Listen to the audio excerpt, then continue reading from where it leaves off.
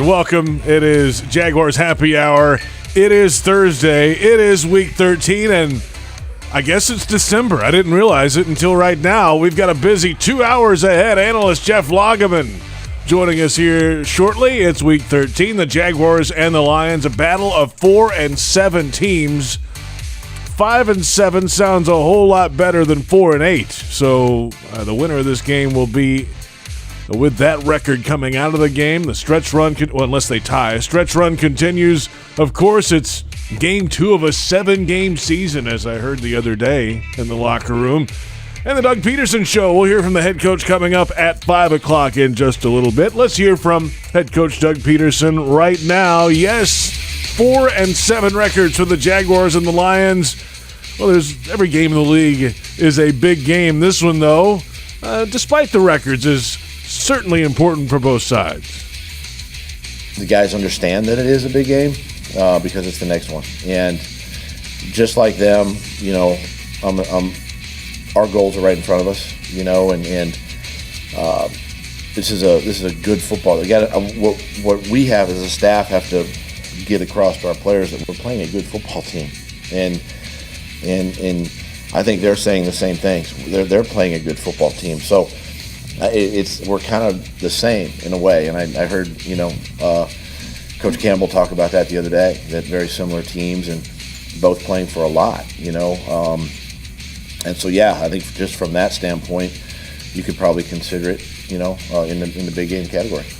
As John Madden said, tell me when there's a little game. They don't really exist in the NFL. Trevor Lawrence Wednesday speaking with the media. Why are the Jags better in the red zone lately? The one thing you look at is we're not turning it over in the red zone, and that was a big stat, early, or I guess early to middle of the season was, out of 4 or 5 red zone trips, we had a bunch of turnovers inside the 20. So obviously if you turn it over, that's a wasted possession in the red zone. So we've eliminated those, and then I think we've been a lot better on first and second down, it's because it's really hard to score when you get yourself in third and long in the red zone. Teams are just going to kind of sit back, play zone, run up, make the tackle. You can get some yards and get some back, but it's hard to, move the sticks or even, to get in the end zone when you're third and long. So I think we've done a good job of staying ahead of the chains. And there's other things too, but I think those are the 2 main things. And then to today, Coordinator Thursday. All 3 coordinators for the Jaguars spoke with the media, starting with offensive coordinator Press Taylor, discussing the quarterback's play and the confidence level of number 16. I don't know if I'd go through and compare every single game and how he's played. There's been spurts here and there, different things. Certainly the fourth quarter, really that last drive, he just got hot. And you could kind of see in the way he threw the ball, the conviction he had, hit his back foot, let the ball rip, put it to a spot where really it was his guys or nobody. And there were a lot of those throws that seemed like long handoffs where he just you saw that confidence just pouring out in the way he played and the way he let the ball rip and the belief in what he was doing at the line. On defense, linebacker Chad Muma made his starting debut last week at that position. Could be the case again this week. Defensive coordinator Mike Caldwell. I thought Chad did a good job. He went out there, played with a lot of energy, made some plays for us. I think he calmed everything down at times. He helped Foye out a bunch, so he did a good job. And going forward, just continue to get better, find his niche in his defense. And then to special teams, Heath Farwell speaking with the media today, the special teams coordinator. And last week, punter Logan Cook had 3 punts for a 55.3 net average. He's super talented, works at it every day. Some of those punts you just don't see, especially seeing 3 of them. You'll see a 70-yard punt once in a while, and it's spectacular, let alone to have 3 of them. It's pretty special, and it's something he works at all the time. And then to have DT go down there and down that one at the 2 was, just made it even better. So those are, we're able to watch a very, very talented punter and, Pro Bowl talent. And, I don't know if, hopefully this is his year. If it's not, he deserves it. He's a special player. We're lucky to have. I'm fortunate to have him here. You got, the Jacksonville Jaguars draft him, and I just walk into a spectacular player. Well, of course, Cook second in the NFL in gross average, fifth in net average. That's fourth best in the AFC. All the press conferences available on Jaguars.com and more with head coach Doug Pederson coming up at 5 o'clock on the Doug Pederson Show on the Jaguars Radio Network. Jaguars analyst Jeff Lageman with us now, and here we are. It's been a little while since we've been on Thursdays together. What's up, man? Yeah, bye week, Thanksgiving, yeah, all that good stuff. Was there a hurricane or something in there too? Yeah, yeah, something like that. It's been a little while. Yeah, it's good to be back. Good to be back and to have a victory like that. That was good. It was really good, and it was a really great game. I mean, 8 lead changes in the game, 3 of them in the fourth quarter. We've seen that some, but haven't been able to come out on top. But they did it. 2-minute drive, got it done, gave up the lead once, got it back, fought down the field, big throws from the quarterback, and that's really the big thing that comes out of the game is the play of Trevor Lawrence, and especially in a clutch moment like that to come through with some big-time throws, finish in the end zone, and then the 2-point play, the guts to go for it, and then execute the play on top of it. Well, the big-time throws, but then also there were some throws that I would say that weren't big-time throws, but you could see that he's made progress and learned from in the past. You know, you go back to that game in London against the Denver Broncos, and he throws the interception on what's supposed to be a little speed out to Evan Ingram. Yeah, the exact same play called before the end of the half, and this time he throws it out of bounds so that he preserves the 3 points for his football team. Late in the ball game, you had a 3rd and 21 play after a sack that you needed to make, and it was 4-down situation, so you had 2 downs. And in the past, you would see Trevor try to force a ball down the field to get all 21 yards on one throw, and he's learned from that, and so he throws an underneath pass. You have an opportunity on a 4th and manageable, which is much better than throwing an interception on the 3rd and long. So, I mean, that was there was so much good, and then there was probably 8 or 9 throws in that ball game that I think were just franchise level quarterback throws that you just don't find people that can make day in and day out, and that, to me, was the most encouraging thing. There is always a little bit of good fortune, okay, that happens along the way. For example, there was a 3rd and 8, and he throws the ball on the Jaguars sideline. It bounces out of the hands of the Ravens safety Geno Stone, which could have ended the comeback. You had a sack, caused fumble by Calais Campbell that was recovered by your center, which if it was recovered by the Ravens could have ended the comeback. I mean, but sometimes you got to have a little bit of that to go the right way. But overall, I mean, it was a fantastic performance, and I said this at the end of the ball game.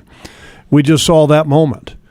When I say that, what I mean by that moment is that we really saw him come to form of a franchise quarterback, because that was big time performance. And it had been building up over the month of November. I mean, the guy in the 3 games in November has been fantastic. 77% passing, 6 touchdowns, no interceptions, including the game this past week. And I'm sure he was a candidate for player of the month. Not quite going to get to that level, but it had been building up, and he finally comes through for a big performance and a win and a 2-minute drive on top of that to get it done. He had to have some help along the way, though, Logs, and Zay Jones had a career day, 14 targets, 11 catches, a career high in yardage as well, all career highs, and the game-winning 2-point conversion on a fastball out to the left. Yeah, the catches that he made were tremendous. There was one that Zay made where he's running a real shallow cross, and it's not as deep as it's really designed to be because he got pushed to the inside. And when you watch it on film, he's maybe 3 or 4 yards past the line of scrimmage. Trevor's dropped back. Trevor throws it. He's got an offensive line kind of blocking the sight picture as the ball is coming, and Zay one-hands it. I mean, first of all, how did he see that? Number one, Trevor is so close, and I don't want to say it was a fastball, but it wasn't a changeup, okay? So it wasn't slow. And to find the ball, to make the catch one-handed, I mean, it was tremendous. The route that he ran on a 4th and 8, I believe it was, a little flag route he ran that was just perfect, and Trevor put the ball in there. That's one of those franchise throws that he had. the 2-point conversion that Zay makes because outstretched arms, that's not an easy catch to make, and he secures it. And that was an absolute dart by Trevor, another franchise-level throw right there. So it was impressive. It was fun. And, man, was this place rocking. I mean, it was just absolutely rocking. Great to see, certainly. We'll get to the Lions coming up in just a little bit. Of course, the Jaguars visit Detroit this week. Let's flip it to defense now, Logs. And against the Ravens last week, they employed a few different new looks. A few? 3 safeties a little bit in the game, 3 linebackers in the game. How much of that is a 1-week game plan thing, and how much of that might stick depending on the opponent? Well, I think with the Wingard package, I wouldn't be surprised if that stays a little bit, depending on the personnel of the opponent. Because Wingard made a big-time play. Look, you come back in, you cause the fumble, and all of a sudden after that caused fumble, you end up taking that and kind of getting back into the because here it is where when you had that was you were down 17-19, you caused the fumble, then you take the lead off of that. And what was impressive about that play by Dewey Wingard was it's a nickel blitz, okay? And I keep saying safety because he's a safety, but he's essentially playing the nickel position. It's a nickel blitz. He's coming off the outside edge, and as he's tracking to kind of come around the corner or bend the corner around the tackle, it's a run play. Instead of continuing that track and trying to run it down from behind, he realizes that he can't catch it. So then he changes his angle, plants his foot, and then comes downhill to retreat to intercept the running back once he gets through the line of scrimmage, because he's not going to be able to make an impact on the play before he gets to the line of scrimmage, and he's just not going to be an impact at all. The awareness that he has on that angle and changing his angle of attack was great. And then the awareness of going for the ball in that situation, that was great. And so, when you make plays like that, then you earn more time in that role that you're asked to do. And I think we'll see some more of him again. That's going to be dependent upon personnel. But here's the reason why. You've got a cornerback issue, okay? That's a reality. You have a corner issue. The play of your corners is not what you need or what you expected at the beginning of the year. All right, let's go through that then. I mean, obviously, Shaq Griffin's still on IR, and there's one guy that's not available. Right, Herndon was down last week. Was not active, and that's kind of part of let's look at what we're doing and self-evaluate during the bye week and see where we can get better. They make a decision there that they're going to try to get better with somebody else. Okay, so now you've got Tavon Campbell as an option. Yep. You've got Monteric Brown, Buster Brown as an option. Late round pick rookie. Tyson Campbell's out there, obviously. Chris Claybrooks. I'm talking about guys to kind of fill in behind Tyson Campbell and Darius Williams. Yep. So I don't think they're overly impressed with any of those options. And Darius Williams is not playing that great, to be honest with you. I mean, he's spent a lot of money on Darius Williams in free agency, and the reality is he's not playing that well. And if you look at it from a number standpoint, to give folks an idea, if you look at corners in the National Football League, corners, okay, PFF's got him rated at like 104. Okay, that's not a good ranking. Okay, that's corner alone, 104. That's not ideal. So you're trying to find some answers with the back end. And so putting Wingard in as a nickel is something, hey, look, let's try it. The other package that they ran in that game that was a little different, they had a 3-5 look, okay, and the 3-5 was 3 big guys, Devon Hamilton, Roy Robertson, Harris Fatukasi, and then you had 5 linebackers, Josh Allen, Trayvon Walker on the outside, and then you had Muma, Oluwakan, and Lloyd as the 3 kind of floating linebackers. Then you had 2 safeties and only 1 corner. Wow. That's actually the personnel that you had on the field when Deshaun Jackson caught the 62-yarder. Got it. Which, the execution of that coverage wasn't very good. Yep. But Cisco peeked in on that play, right? Yeah, Cisco got caught a little bit inside. But here's why that play happened, really the foundation of why it happens. Deshaun Jackson is on the right side of the offensive formation, and he's running kind of like what we call a racer route all the way across the formation to the other side of the field. That can't happen if you've got some pass rush. Okay, it takes too long to develop. The Jaguars only have a 3-man rush. They dropped Trayvon in almost like a spy robber kind of look to maybe do both, to maybe rob an interception or to help out in shallow underneath coverage or to be the chaser of Lamar Jackson if he were to break out of the pocket. So that gives Lamar Jackson plenty of time to stay in the pocket, which allows that long route to develop, and then he throws a great ball. But you'd like to not have that play happen at that moment. And hindsight being 2020, I don't know if you'd want to be in that personnel. We'll come back in a moment and move forward. The Detroit Lions up next at Ford Field. A little more into the defense as well. Chad Muma's day, his first start. He played every snap for and we got to go Jaguars. Special teams, JP. I mean, I thought special teams. Logan Cook. I mean, we can't do a show. I know we can't do a show without talking about that because he's arguably over the last 3 years or whatever.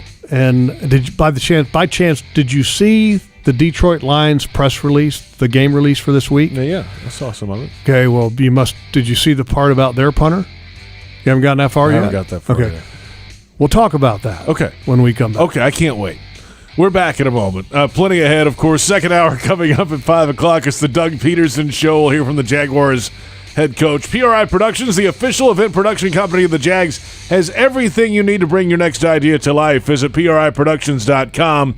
This is Jaguars Happy Hour on the Jaguars Digital Network. Reconnect with the best version of you at Amara Med Spa, Northeast Florida's premier luxury medical spa, located in Ponte Vedra, Town Center, Avondale, St. Augustine, and Fernandina. With the most advanced injectors, estheticians, and technology, Amara Med Spa is redefining beauty, offering services such as Botox and filler, M-Sculpt Neo, painless laser hair removal, and advanced skincare treatments. Visit theamaramedspa.com and book a complimentary consultation today. Unlock your potential at the University of North Florida. A top public university with more than 100 majors, UNF is number one among state schools for the highest percentage of graduates employed in Florida. Affordable tuition, programs in high-demand fields, and faculty who care. Swoop into your future at UNF. Visit unf.edu to learn more.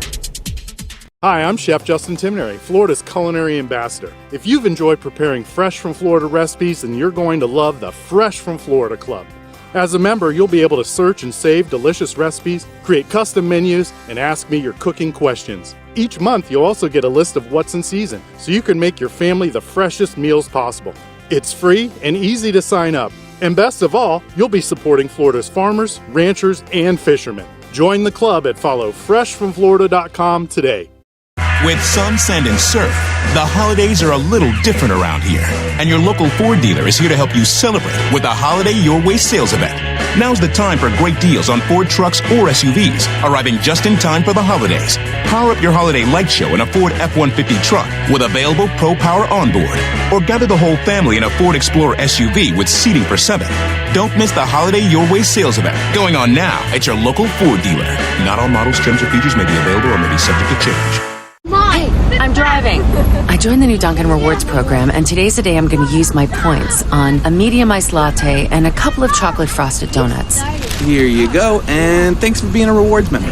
And now I'm using those chocolate frosted donuts, kids, to get a few sweet, sweet, blissful minutes of beautiful relief from the never-ending onslaught of backseat bickering. Join new Dunkin' Rewards today. Join new Dunkin' Rewards today. Save them, stack them, use them how you want. America runs on Dunkin'. Terms apply.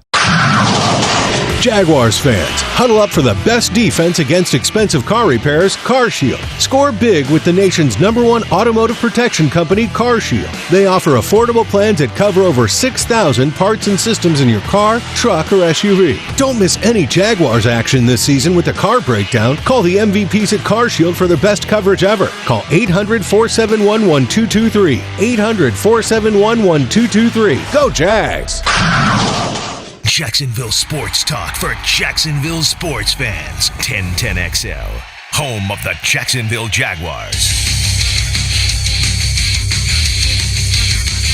Jaguars Game Day Radio is brought to you by ViStar Credit Union. Do good, bank better. And it's Jaguars Happy Hour. It's Thursday. JP Shadrick with Jeff Lageman. The Jaguars and the Lions coming up.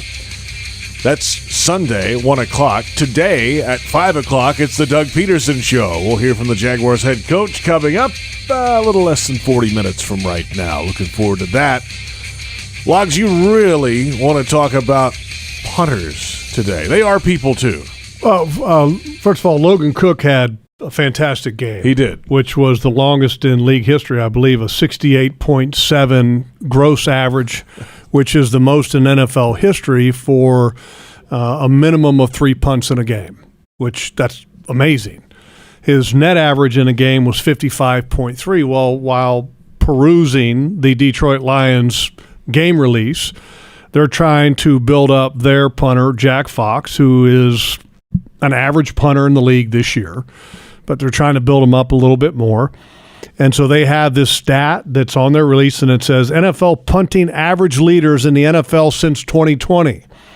And Jack Fox is number 6 with a net average of 42.9. Pretty good. That's pretty good. Yeah. It's not bad, right? Okay. Well, let's kind of work our way to the top. Okay, number 5 is Townsend of Kansas City. Way of Washington is at 3. And Anger is also tied at 3 with Dallas. Dixon from Seattle is at number 2. And who's number 1? That would be Logan Cook would be number 1 with a 43.6 net average since 2020. Best in the league. That's impressive. It is. He's been punting well. Yes. Pro Bowl type of player. And he's having a great year. And if he had gotten a little assist, okay, with that ball being downed at the goal line, the one that went into the end zone that was touched, and I can't remember who it was. If he got a little bit of help in that situation, that net average could have been 60 plus. That's impressive. That would have been impressive for sure. This week, let's hope we don't see him much, because that means the Jaguars offense is up and down the field in the Motor City against the Detroit Lions. And it's a similar looking, feeling setup for the Lions, though they are a little further back in their division, of course. 4-7 is good for second place in the NFC North, but the Vikings are running away with it. But boy, this Lions team runs the football. It's their best rushing output through 11 games since 1998. I think Barry Sanders was on the team in 98, and that's been a long time. They've got a couple good running backs, big physical offensive line, and the quarterback is throwing pretty well off of all that, so it's an offense that can punch you in the mouth. Well, the quarterback's getting some great coaching, I can tell you that. Okay, Jared Goff. Mark Brunell. Mark Brunell is their quarterback's coach in Detroit. And they definitely run the ball very well. Looking at their rankings, they're a top 10 running team. They've got 2 really good backs, Jamal Williams, DeAndre Swift. And DeAndre Swift is kind of that change of pace back. Jamal Williams is kind of the workhorse guy, the pounder. He leads the league in touchdowns, by the way. 13 rushing touchdowns, which kind of put that in perspective. You talked about Barry Sanders, 1998. To go back in time a little bit, Barry Sanders actually rushed for 16 rush touchdowns in 91, 14 in 1989. So just to put a little perspective, Jamal Williams having 13 rushing touchdowns already. I mean, that's impressive. Their offensive line is very good when they're healthy. They haven't been healthy, or they weren't healthy on Thanksgiving. Okay, Penei Sewell, the right tackle, first-round pick last year, really good player. Okay, their left tackle, Taylor Decker, really good player. Good enough that Penei Sewell's not going to supplant him. They didn't even try to put Penei Sewell as the left tackle. The guards have been a little bit banged up. Okay, Jonah Jackson, who is their normal starting left guard, had a concussion, was inactive on Thanksgiving Day. Their right guard, Evan Brown, was inactive because of an ankle on Thanksgiving Day. They had a couple backups in there. But the tackles are 2 of the best in the league, okay? Sewell is a 10-rated tackle. Just to give people an idea on PFF, Taylor Decker is low 30s. Okay, if you compare that to the Jaguars, what do you mean by that? Those rate? What is that? That's amongst all tackles that take a 20% minimum snaps in the league. Okay. Okay, just to give people an idea. Out of tackles alone, okay, Penei Sewell is rated at 10. That's incredibly high. That's all tackles. Left tackles, right tackles, doesn't matter. Yeah. Okay? It's high. Taylor Decker is at 33. Okay. That's pretty good. Yeah. Okay, compare that to the Jaguars. Cam Robinson's at 50. Jawan Taylor's at 71. Okay. And look, I get that PFF sometimes is not the end-all, be-all about the evaluation and stuff, but it gives people an idea. But this offensive line is really good. Those tackles are good. The center rack now is top 5 center in the league. And with those two guards, the two guards are not I would call them two of the best guards in the league if you looked at both of them, okay? Just give people an idea. Jackson's a 10-rated guard. Evan Brown is a 20. Okay, so right. 20 best guard in the league. I mean, so these guys are good now. And if they're healthy with those two backs that they have, and most importantly, Detroit's commitment to being physical, this is not an easy game. And the Jaguars have started the season out really good against the run. I think this defense is trying to find its identity, still trying to find out who they are. And at the beginning of the year, they established themselves that they were going to be a team that was going to be able to stop the run. But there's been a couple games that haven't been great about stopping the run. So this is a challenging week in a lot of different ways with the run commitment that the Detroit Lions have, with the talent that they have on the offensive line, and then they have a quarterback behind them that's getting coached up and is playing pretty solid.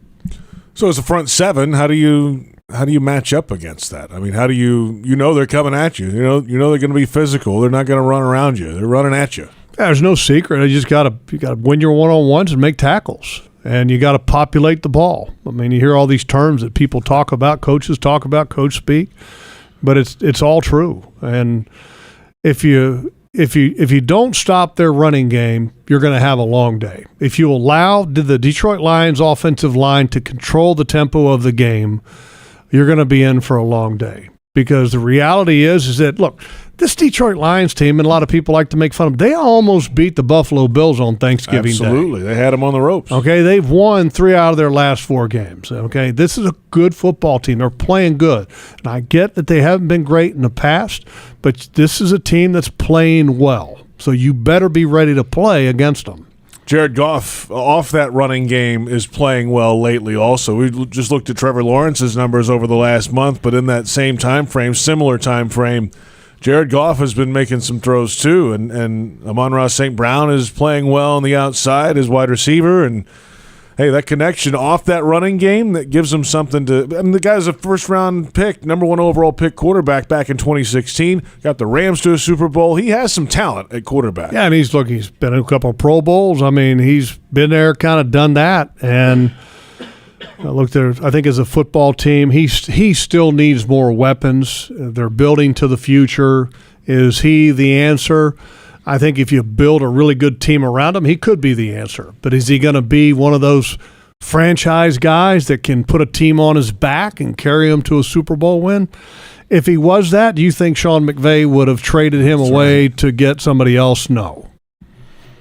And I thought that the Detroit Lions did a really good job.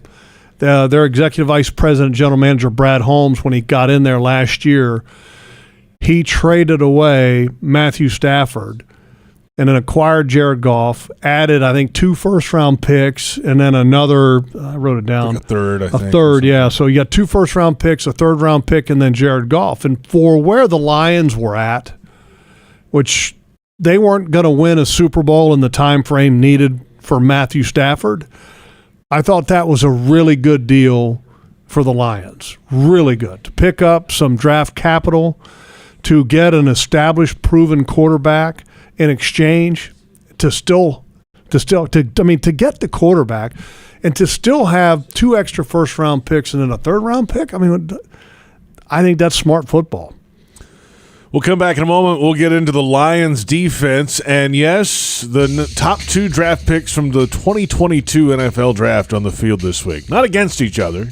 Of course, Trayvon Walker and Aiden Hutchinson. We'll get Log's thoughts on those two and what to expect this Sunday. We're on 1010XL, 92.5 FM, Jaguars.com, Jaguars social media as well, Twitter, Facebook, and YouTube. And, of course, will be archived on the official Jaguars Podcast Network. It's free on iTunes, Spotify, or wherever you download podcasts. This is Jaguars Happy Hour on the Jaguars Digital Network.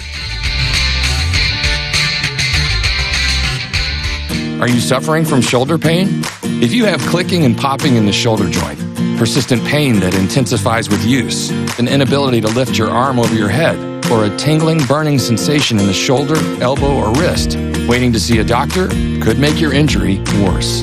Baptist Health and Jacksonville Orthopedic Institute have innovative and effective treatment options available right now to relieve your pain and restore your mobility. Don't wait. Call 904-JOI-2000. Thinking about your favorite whiskey or whiskey-based cocktail for this weekend's party or tailgate? Us too.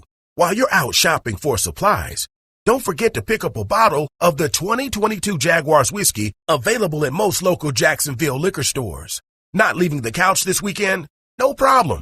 You can also order a bottle online at citrusdistillersonline.com. Every bottle is made locally here in Duval.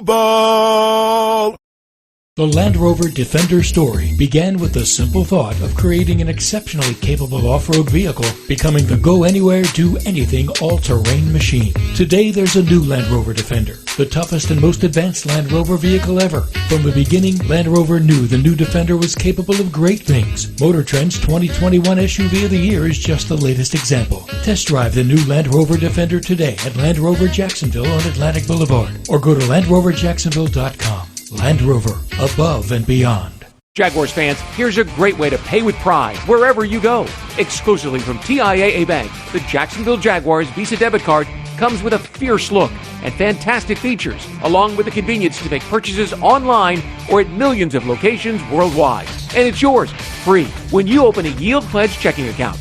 Order yours today. Visit TIAABank.com/JagsCard. TIAA Bank is a division of TIAA, FSB, member FDIC, and the official bank of the Jacksonville Jaguars. At Tropical Smoothie Cafe, one taste and you're feeling good now, smiling wider now, seeing brighter now, bucket dunking now, namasteing now, popping a wheelie now, living lighter now. You're on Tropic Time now. And on Mondays, try our Jaguars Duval Delight Smoothies for $2.99. And you're roaring louder now, end zone dancing now, sipping spirit now. You're on Tropic Time now at Tropical Smoothie Cafe. Kessler Creative, proud partner of the Jacksonville Jaguars, has the print services you need for your business. Need large banners and signs for your next promotional event? How about custom boxes to advertise your company fleet? Find out for yourself how Kessler Creative can help you stand out from the competition with eye-catching designs that are sure to impress your customers. Kessler Creative, Jacksonville, Florida. Results-driven marketing and a proud partner of Jacksonville Jaguars. The station that the Jaguars listen to, 1010XL. Home of the Jacksonville Jaguars.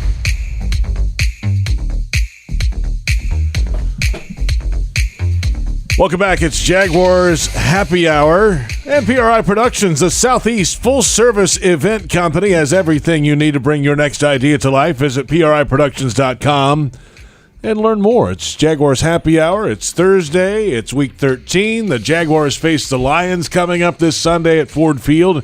Both teams at 4-7. The winner in a little better shape. Of course, both teams trending the right way. Detroit had won 3 in a row before they lost on Thanksgiving to the Bills.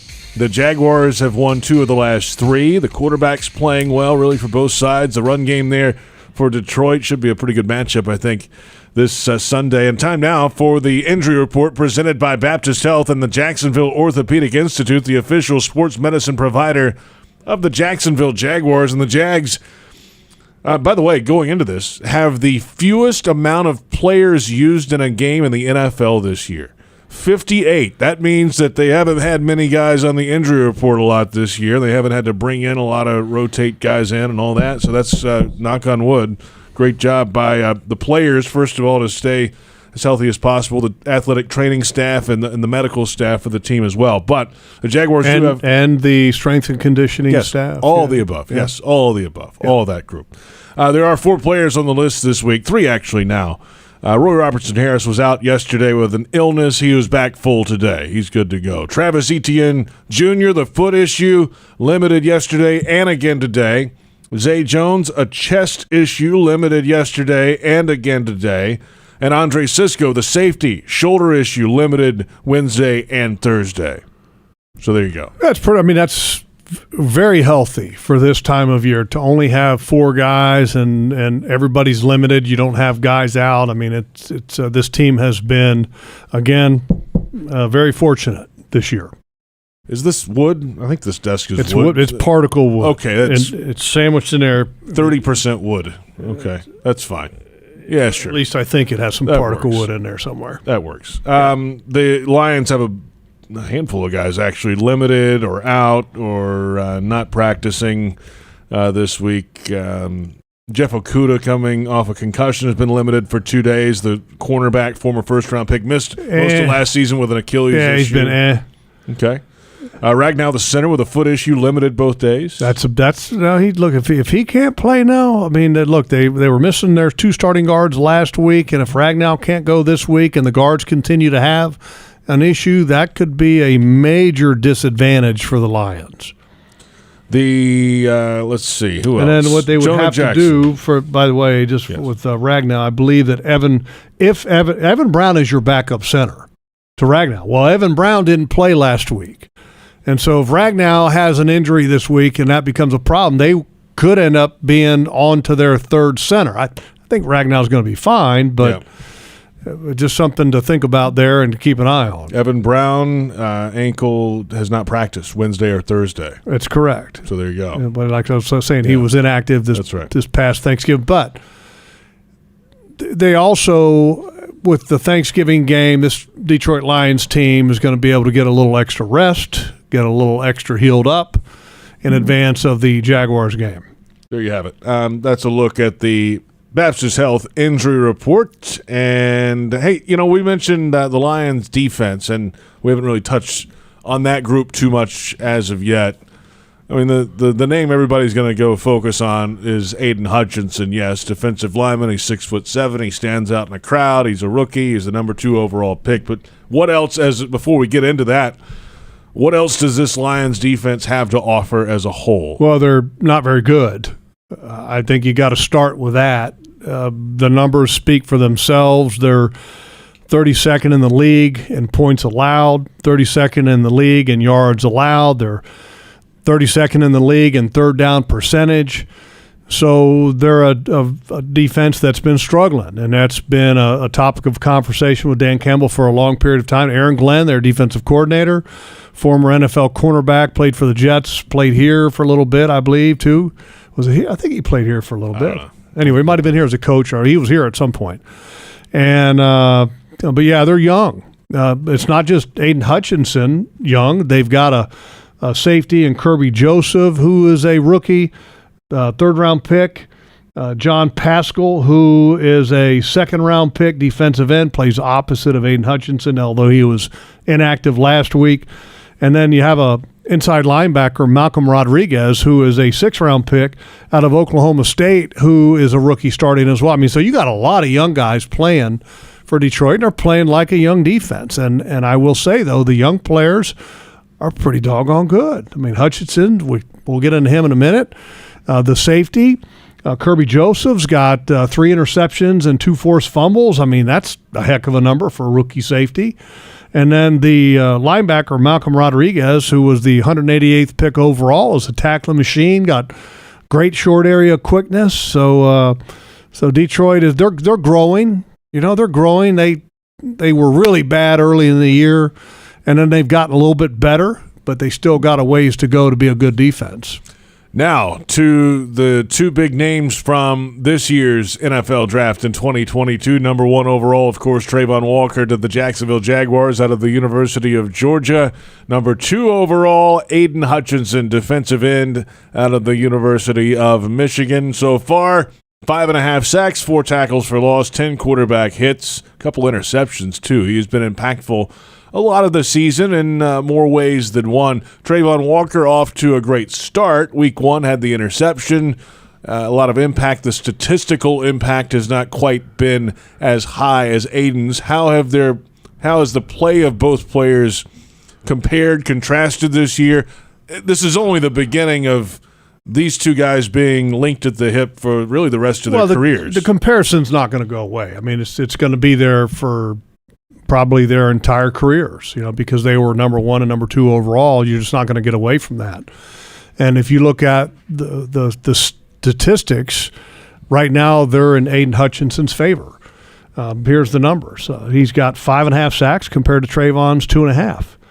Quarterback hits, Hutchinson has 10, Trayvon has 6.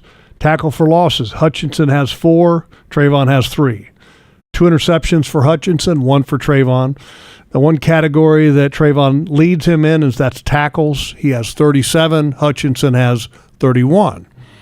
So you're not going to get away from the comparison. It will always be there. But they believe that Trayvon's ceiling, I believe, is higher. Otherwise, you wouldn't have picked him at number 1 overall. Now, will that ceiling be, in fact, the higher in the future? We don't know that. Aiden Hutchinson could be the better player in the future as well. Right now, Aiden Hutchinson, I would say, is the more impactful player. But I love the athleticism of Trayvon. But he's playing a position that he didn't really play at college, whereas Hutchinson is.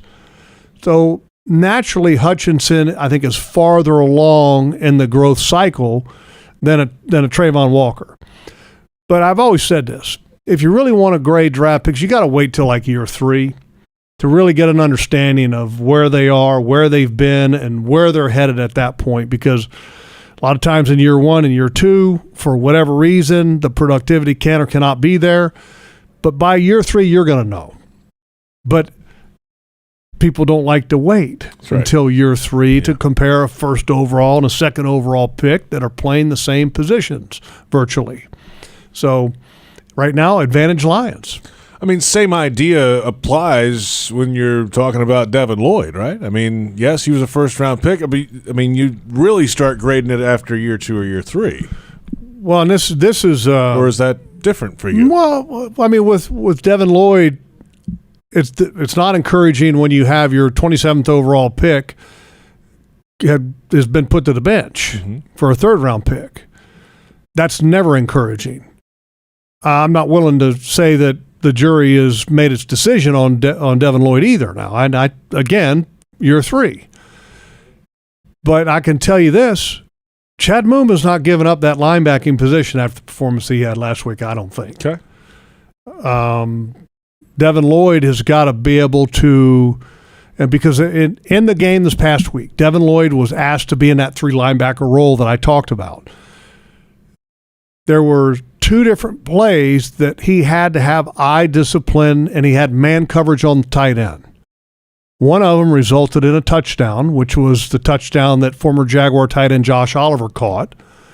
The other one, if you'll remember, Andrew, the tight end for the Ravens, Mark Andrews. Yes, Mark Andrews. Dropped the touchdown in the end zone. Yes. Cisco closing in, if you'll remember. It was in the south end zone. Hey, that was Devin Lloyd's guy.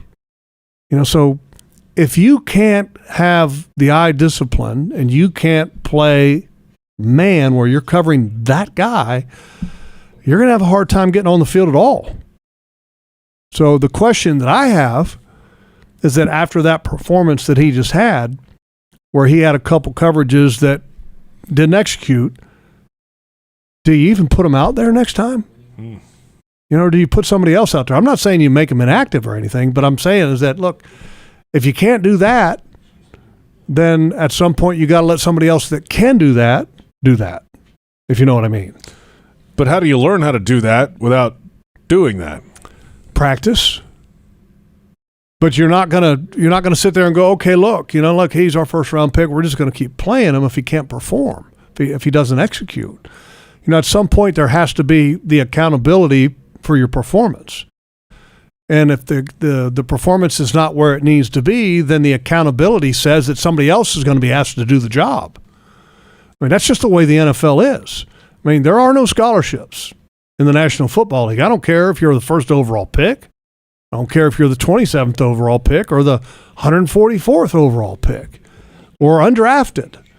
At some point, the production has to be there. If you're looking for the MVP of the truck game, then look no further than Ford F-150. Loaded with impressive capability and designed to dominate work, play, and everything in between, this truck makes tough look easy. Your local Ford dealer, proud partner of the Jacksonville Jaguars. We're back in just a moment with our final thoughts about the Jaguars and Lions in Week 13 for this hour. Coming up at 5 o'clock, it's the Doug Pederson Show. We'll hear from the Jaguars head coach coming up. This is Jaguars Happy Hour on the Jaguars Digital Network. Frank Frangie here. When you want barbecue in Jacksonville, you want Bono's Pit Barbecue. You can find Bono's locations all around town and on game day at TIAA Bank Field because Bono's is the official barbecue of the Jacksonville Jaguars. Bono's is currently expanding its brand with franchise opportunities throughout the Southeast and beyond. Over 70 years of authentic Southern pit barbecue and owning your own business are a great combo. Go to bonosbarbq.com to learn more or call 904-880-8310 today. And remember, if you don't see a pit, it ain't legit. Your hometown gate now has more ways to save. Introducing My Gate Rewards, a new loyalty program with member-exclusive savings and fuel discounts. Earn points on in-store purchases, take advantage of special offers, and save on products you love. Score free coffee, fountain drinks, pizza, and soft serve with Gates frequent shopper clubs. Then use your points on savings at the pump. Download the My Gate Rewards app in the App Store today or ask a store associate for more information. Go from good to Gate. Unlock your potential at the University of North Florida. A top public university with more than 100 majors, UNF is number one among state schools for the highest percentage of graduates employed in Florida. Affordable tuition, programs in high-demand fields, and faculty who care. Swoop into your future at UNF. Visit unf.edu to learn more.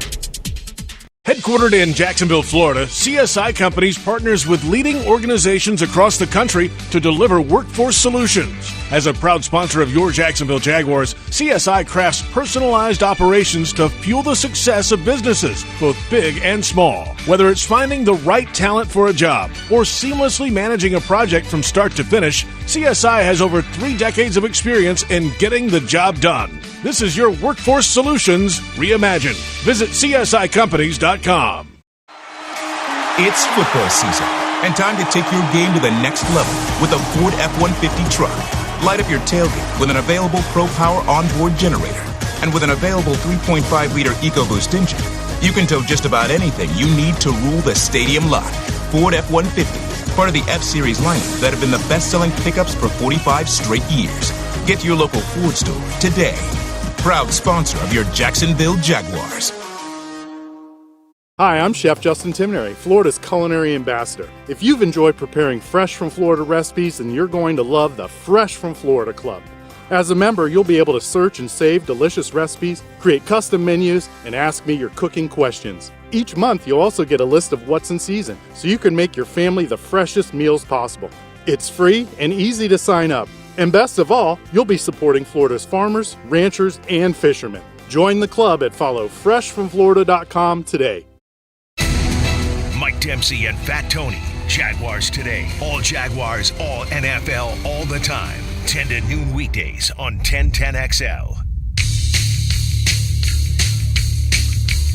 Welcome back. It's Jaguars Happy Hour, and if you're watching us on Jaguars.com and Jaguars social media, Twitter, Facebook, YouTube, first off, thank you very much. We appreciate that. Second, you're looking at the Miller Electric Center under construction just outside TIAA Bank Field. It will be open for business next summer and for training camp next year. Looking forward to that. And every day, they're almost done with the roof now on the indoor. The roof is massive. Huge. And they are insulating the roof and putting the covering on the roof right now of the indoor practice facility. And I know the picture kind of doesn't do it any justice, but when you see it in person, it is massive.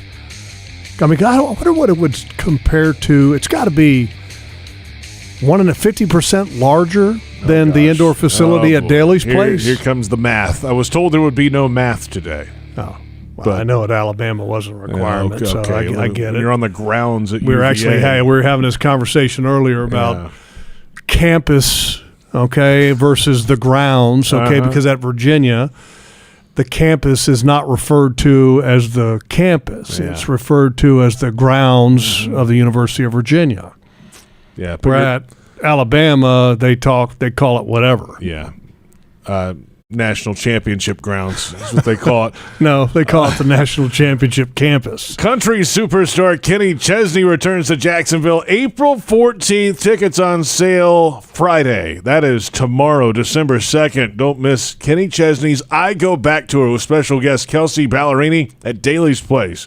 For tickets and much more, visit dailysplace.com today. Favorite Kenny Chesney song? Go. Me? Yeah. No, the other person on the air with me. Yeah, you. I thought you were asking Joe. You. I asked Joe. Joe, favorite? No, he's not going to answer. What's yours, Logs? She Thinks My Tractor's Sexy. That's number one. A good one. That's from 99, man. That's way back. I like the song, the plural version, though. She Thinks My Tractors Are Sexy. Yeah, more than one, huh? Okay. In your case, I guess so.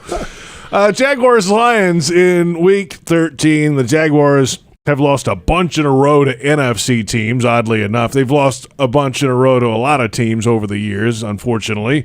But that's the way it's gone against NFC teams, trying to snap that skid, 18 in a row now. Either way, Doug Pederson this week was like, yeah, that doesn't do anything for us. It's a brand new team, brand new organization. So, but it is teams. They got the same thing going on in Detroit. There's no doubt about it, right? Okay, they've been winless in like the last 11 games against AFC opponents. Was it like the last 4 or 5 drafts? Both teams have been in the top 10 drafting. The reality is that neither team has been very good lately. Yeah. And so there hasn't been a lot of games won. So, there's all kinds of streaks. But that also means that this can be, I'm not going to call it a true swing game, but hey, like I said earlier, 5-7 is much better than 4-8. Certainly for the Jaguars trying to make a run late. The Lions might be a little. It's tough in that division, obviously. But hey, you get 2 4-7 teams this late with a chance. Hey, you got to go win this game. Both teams can keep their playoff hopes alive by winning this game. So this game has a lot of importance to both teams. And here's the reality. This might be one of the most ignored games that there is in the National Football League this week.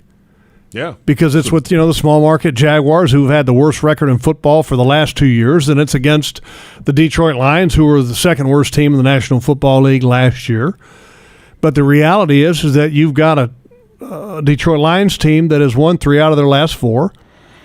You've got a Jaguars football team that's got a quarterback that's starting to show some signs of coming of age of a franchise quarterback. And that both teams are trying to keep their playoff hopes alive. So, this game, even though it is going to be largely ignored by most NFL football fans, this game is going to be a good football game. I think so. They match up pretty well together. Like you said, to your point, there are some bigger, if you will. Every game's a big game in the NFL. I got a big game tonight. Patriots and Buffalo Bills. Huge, right, in that division. And then the Jets at the Vikings later. You got the Titans at the Eagles. You got the Dolphins at the Niners. Big game there, of course. The Chiefs and the Bengals.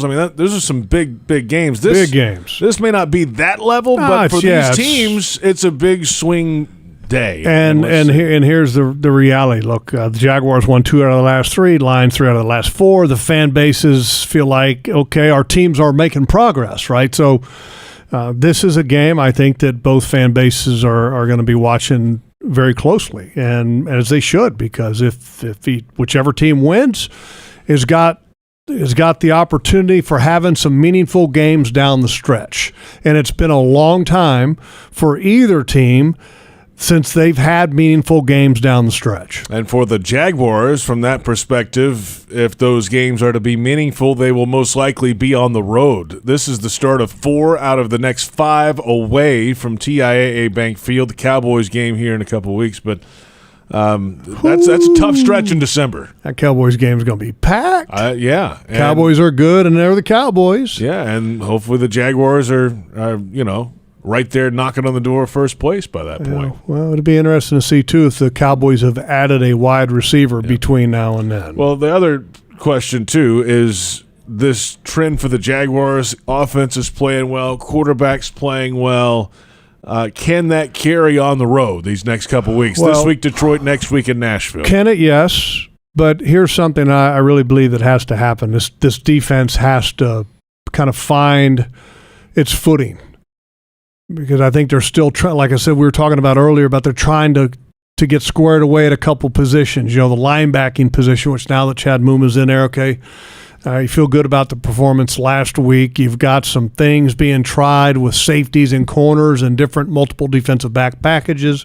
Can you settle that down? I mean, the reality, can you rush the passer? I mean, right now, the coverage of this defense is not where it needs to be. You're not rushing the passer at a high level, and some of the issues it's going to take time to get it fixed. It's going to take growth to get it fixed, but can you get it fixed enough to get on a run? That's the question. And his offense, I feel like, has been pretty consistent for week in and week out. The Kansas City game looks a little bit of an exception because you had a lot of opportunities given to the offense with takeaways, surprise onside kick, great field position. You weren't able to do that, but you faced a Kansas City team that was really good and arguably the best team in the National Football League. So I hope the defense can get some footing. But the reality is that they still need some guys, JP. They need some guys. Find some guys. The good thing is, like, Jared Goff doesn't run around like crazy. So he's a terrible. Well, stand back there. Let me correct myself. I was going to say he's a terrible athlete, but that's not fair. Matt Ryan's a terrible athlete. But yeah, okay. Okay, Matt Ryan can't do anything athletically. I don't know, but he didn't run on a 30-yarder against us. I mean, he just had like a 16-yarder this past game that Jeff Saturday didn't use a timeout on. What are you doing, Jeff? Yeah. Call the timeout. Either way. Okay, well, I was trying to see if he got the first down. Well, when a quarterback gives himself up and he's 2 yards short of the first down, that's where the spot of the ball is going to be. Use your timeout, regroup, get in the huddle. We digress. Jared Goff. It's not digressing. That's just Jared Goff is not quite the running threat, let's say. No, they still He's going to stand back there and throw it. They still run some read option principle stuff. But again, Jared Goff is not a great athlete. He's a good athlete, and he's got some mobility, but it's not like he's a guy that you're scared if he runs. If he runs, the Detroit Lions coaching staff is probably going, get down, slide. Get down, because he's not fast. He's one of those quarterbacks that when he breaks the pocket, you sit there and you go, oh, my God, he's going to have a 15-yard gain. And then a split second later, you go, oh, well, he's going to get tackled for a 1-yard gain. That's the kind of quarterback he is. I mean, he's got to make things happen with his arm because he can't make anything happen with his legs. All right, couple minutes away from the Doug Pederson Show. Jaguars head coach will join us here coming up on the Jaguars Radio Network. What do you want to hear from Doug tonight, Logs? Well, just talk to him about the growth of the quarterback. I mean, I think that's a big thing. The growth of the quarterback and talk to him. I mean, how do you approach at this point of the season where you are? Do you say, so what, now what? Or do you talk about what may lie ahead? I mean, because as a head coach, I mean, that's kind of part of the direction that you set on a day-to-day basis with your football team, and so it'll be good to ask him those questions. I mean, because you walk down the hallway and you see a picture of the Lamar Hunt Trophy and the AFC South Division kind of graphic thing and the Lombardi Trophy. Like, okay, they're there. That's why you're here. Well, it's December, and there are standings for a reason. Well, you have different approaches. You have some coaches that say, look, we're living in the moment. We're going to be where our feet are. We're going to stay glued to the process. We're not worried about next week. We're worried about this week. We're not going to talk about big picture because everything will take care of itself if we take care of business this week. I mean, you have all that different kind of coach speak. But from our standpoint, we talk about what could possibly lie ahead. And the reality is that if you win this game, there's a lot of things that stay alive for this team. All right, that'll do it for Jaguars Happy Hour. Coming up in mere moments, the Doug Pederson Show. The Jaguars head coach joining us ahead of this Week 13 matchup, the Jaguars and the Detroit Lions coming up. Thank you for listening to Jaguars Happy Hour on Jaguars Radio.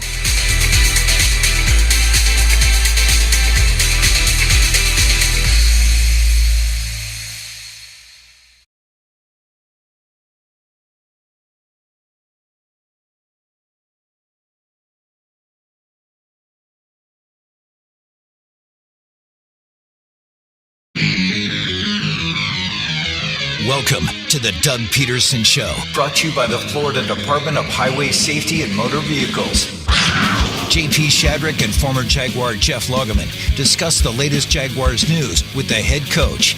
The Doug Pederson Show starts right now. And welcome in. It's Week 13, and the Doug Pederson Show continues. JP Shadrick with Jeff Lageman and the Jaguars head coach Doug Pederson after a fantastic win a week ago. Early stops in the red zone by the defense kind of kept it within reach. The offense then got going.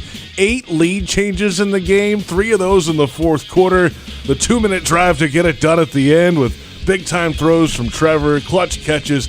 That's a full team win last week, Coach. It was, and it was really something I think that one, we needed it, and really. The sense of sort of finishing a game, finishing a drive, finishing a series, was kind of something I talked about, coming out of the bye week, things that we haven't been able to do, for the first 10 weeks of the regular season, and we found a way. And, it was one of those games where, defensively I thought did a nice job of stopping them, a touchdown here or there by Baltimore. Maybe it's a different outcome, whatever, but I thought the defense holding them to field goals and kicks, and that's a high-powered offense. They got a dynamic quarterback. They run the football extremely well. He can throw the ball, and he can beat you with his legs. So, and then the offense, stepping up, struggled early. I think the first and third quarters we had some difficulty there moving the football, but the second and the fourth quarter, which is where we've struggled, early in the season, we came out, scored points, and then, ultimately put the 2-minute drive together, 2-point conversion for the win. Early in the game, when you talk about the struggles, Travis Etienne goes down with an injury, but, man, the third drive of the game, Jermichael Hasty played a prominent role running the ball and then catching the ball down the boundary on a touchdown pass. That was big for him to contribute like that in a game in which Travis Etienne is not there and the running game is really kind of struggling to gain its footing. Exactly. Jermichael's been been kind of in a backup role, as a running back. He's been a special teams contributor for us. Really did a nice job stepping in, understanding the job that we asked him to do in the situations that really some of those plays were Travis's plays, and the touchdown pass to him was actually a Travis play. And, it just goes to show you just the type of person he is. He understands his role. He didn't get a lot of reps at that particular play during the week, but he understood it. What a great catch, for the touchdown, and really still played special teams, still ran hard for us, when we could run the football. Just a great performance by Jermichael. How important is it for the running back position to have good hands in your offense, because you're doing a lot of things with those guys out of the backfield? I think it's important. That's one of the things we look for in the offseason when we're looking at college, some of these college players, is how well can they catch the football out of the backfield. You don't see a ton of it in college when you're scouting these guys, because college, the passing game is a little bit different at that level.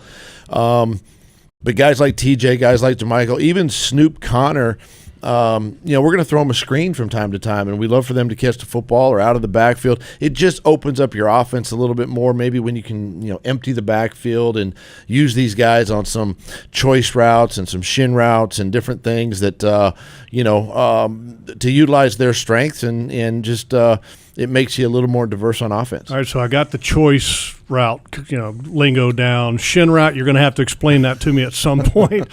Jamal Agnew is also kind of in that role. I mean, here's a guy that I don't know what you would call him, running back, wide receiver, do all, whatever you want to call it, but he had a big part in this offense as well. He did, and coming back from his injury there a couple weeks ago, he's really kind of settled into a role where we've used him in a couple of different positions. We understand he's got some great speed, right? We utilize that speed down the field and try to create some matchup opportunities with him, and he's such a smart, savvy player that you can kind of line him up anywhere within your system, and he's gonna get open. He just understands what we're asking him to do, and kind of that Swiss Army knife a little bit. Utility guy, great returner for us, getting healthier and stronger now. Down the stretch, and we're going to need that by everybody. Doug Pederson show rolling along. Of course, the quarterback, Trevor Lawrence, now over 100 rating the last 3 games in a row, a career high rating last week. Great in the fourth quarter. Even better on the final drive of the game to get down the field after a sack, and then things weren't going so great, and all of a sudden the third down throw to make it 4th and short. He's executing big-time throws in a big-time situation, and that's got the fan base certainly fired up and ready to go. I know it has the locker room fired up and ready to go too, I'm sure. Well, I would love to take credit for his rating, but quite honestly, this guy works at his craft every single day, every single week in practice. I mean, you look at some of his numbers and where he is right now, and just how I'll say this, and I've kind of gone on record, I think, saying this, is that Denver game, the mistake he made in the goal line deep in the red zone there, I think that really bothered him, and it really affected him, and kind of a wake-up call, to where he's played extremely well since that point. And obviously you don't want to be the guy that kind of lets your team down at any time. But, particularly Trevor, he's really hard on himself. He's critical on himself. But at the same time, he takes coaching extremely well. And you're just seeing those gradual kind of incremental increases in his performance each and every week. And that's what, as a staff, we're excited about. And, of course, myself as a head coach, just understand that your quarterback is getting better, taking care of the football, here in the last few games, and playing within himself and playing within the system. Interesting that you talk about that Denver game. The maturity that he's displayed, I think, throughout has been impeccable. But you talk about the Denver game before the half against Baltimore, same exact play call that he threw the interception against Denver. This time he immediately throws it out of bounds. Earlier in the year, he threw an interception on a 3rd and very long when he tried to gain all of the yardage in one throw.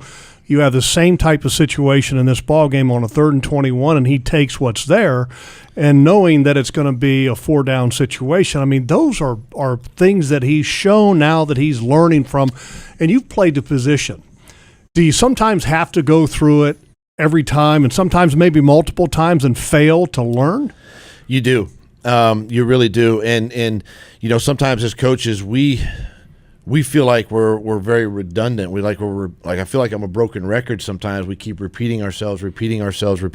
But you need to repeat yourself one more time, and you got to repeat it again the next week, because you want to drive the point home. But we understand too that possessions in this league and in each game are important, right? And the more we can, number one, take care of the football, or stay on the field on 3rd down, get off the field defensively on 3rd down, or take an onside kick at Kansas City and steal an extra possession, or maybe a 4th down. Those are all the things that we put our quarterback, but our team in those situations and scenarios, so that they ask for the 2-point conversion. They want to go and win the game last week, and it doesn't necessarily have to be my decision. It can be just that. And so the team is building confidence amongst themselves. We're building confidence, within the players, and it's really good to see that this time of year, things. Sure, we're 4-7, whatever, but things are beginning to sort of click and sort of head in that right direction. Let's go to the Microsoft Surface for a social media question for the head coach, and this is about the defense and a change last week from @Stevie2121. How did Chad Muma play in his first career start, and do you see that continuing? Chad played, 100% of the snaps on defense and really did a nice job. Plus, he played special teams for us. He's a great young kid. He'll get better each and every week. He will play again this week and be in the starting rotation in the mix. And again, this is nothing. It's nothing against Devin. There's no lack of confidence with Devin. This is just a matter of making sure we have the best 11 on the field and making sure that we're helping everybody. But Chad played well, and looking forward to watching him play again this week. Found it interesting that I guess Heath Farwell didn't want to give him up on punt protection, huh? I mean, punt protection, you have to have guys that you trust on that unit, and he just didn't want to take them off of that. He did not want to give that one up, and I don't blame him. Chad's been one of our best protectors on punt protection, and look, with the way the special teams rules are nowadays, you can't afford to give up a block kick or a punt, and so punt protection becomes critical. He's done a nice job there, and we'll continue keeping him there on punt protection. Yeah, this week, Detroit Lions, and good offensive line, really good running game.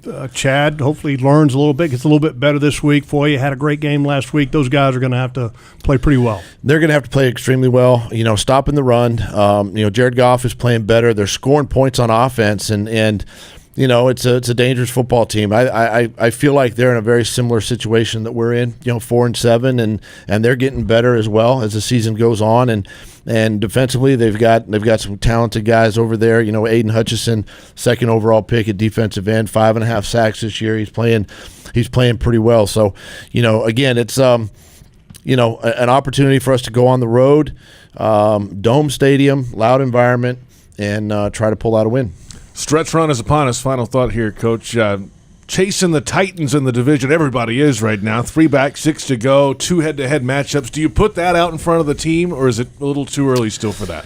I don't think so. I don't think it's too early for that. With 6 games to go, everything's right in front of us. Our goals are right in front of us. It's obviously a one-game sort of season as we continue here down the stretch, but we know we're chasing Tennessee, and really the Colts are in front of us too by half a game, and I just don't think it's too soon. I want the guys to understand that.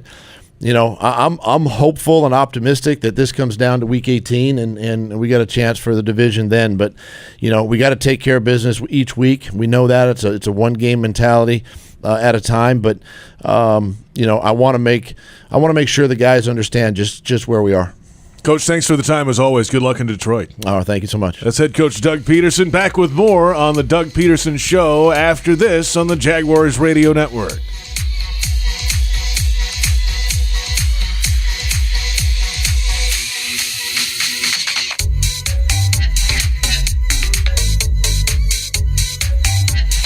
Jaguars fans, here's a great way to pay with pride wherever you go. Exclusively from TIAA Bank, the Jacksonville Jaguars Visa debit card comes with a fierce look and fantastic features, along with the convenience to make purchases online or at millions of locations worldwide. And it's yours, free, when you open a Yield Pledge checking account. Order yours today. Visit TIAABank.com/JagsCard. TIAA Bank is a division of TIAA, FSB, member FDIC, and the official bank of the Jacksonville Jaguars. It's football season, and time to take your game to the next level with a Ford F-150 truck. Light up your tailgate with an available Pro Power onboard generator. And with an available 3.5-liter EcoBoost engine, you can tow just about anything you need to rule the stadium lot. Ford F-150, part of the F-Series lineup that have been the best-selling pickups for 45 straight years. Get to your local Ford store today. Proud sponsor of your Jacksonville Jaguars. Jaguars fans are gearing up and saving big at Fanatics.com. The world's largest collection of officially licensed fan gear from all the leagues, teams, and Jaguars players you love. Shop the most trusted brands, exclusive designs by Fanatics, and autographed collectibles from today's biggest stars. Join Fanatics Rewards today and earn fan cash on every purchase. Shop now and get today's special offer. Fanatics.com. Officially licensed everything. Jaguars fans, huddle up for the best defense against expensive car repairs, CarShield. Score big with the nation's #1 automotive protection company, CarShield. They offer affordable plans that cover over 6,000 parts and systems in your car, truck, or SUV. Don't miss any Jaguars action this season with a car breakdown. Call the MVPs at CarShield for their best coverage ever. Call 800-471-1223. 800-471-1223. Go Jags! Welcome back. The Doug Pederson Show continues right now.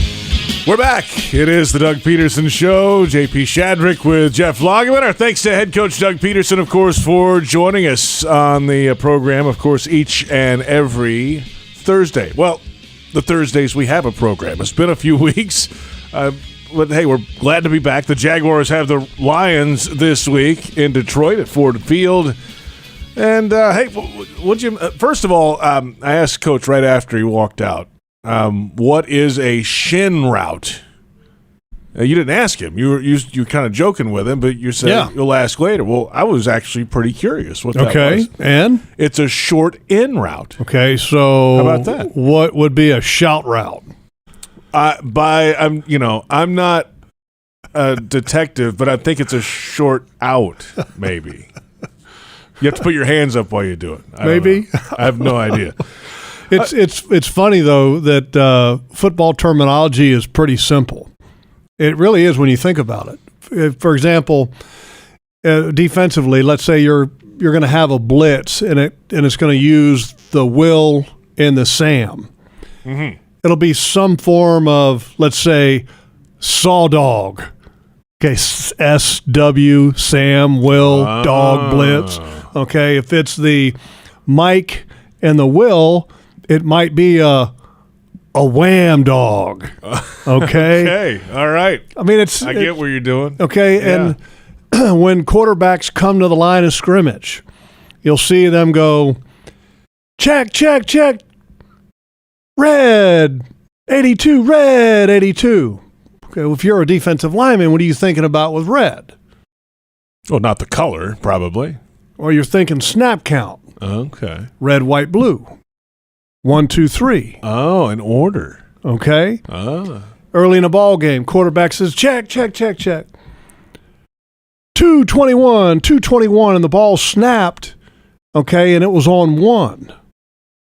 Okay, so you now know that for the rest of the game that the snap count is going to be the last number of what he says. So if he goes 122, 122, going to be on 2 because it's the last number. If he goes 131, be on 1. What if he only 133 on 3? What if he switches to 2 numbers?